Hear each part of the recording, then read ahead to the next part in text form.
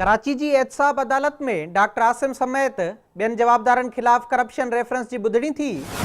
ॿुधणी दौरान पीपी अगवान शोएब वारसी, ज़ोहैर सिद्दीकी ऐं ख़ालिद रहमान समेत बेन जवाबदारन के अदालत में पेश किया वियो।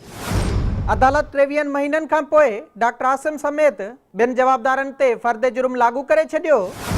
एहतसाब अदालत एक जवाबदार के फर्द जुर्म पढ़ी बुधायो। डॉक्टर आसिम ऐं बेन जवाबदारन फर्द जुर्म लागू थियण बाद ॾोह क़बूलण खां इनकार कयो, जंहिं अदालत शाहिदन के ईंदड़ ॿुधणीअ ते घुराईंदे ॿुधणी 17 मार्च ताईं मुलतवी करे छॾी। नेब मूजिब जवाबदारन ते सुई सदरन गैस कंपनी में गैर कानूनी ठीका ॾियण जो इल्ज़ाम आहे। एहतसाब अदालत ॿाहिरां मीडिया सां ॻाल्हाईंदे डॉक्टर आसिम चयो त पंजाब वारा विढ़ण ॼाणनि था, उन करे विढ़ी रहिया आहिनि। खेसि अंदर वारनि खे विढ़ाइण नाहे ईंदो।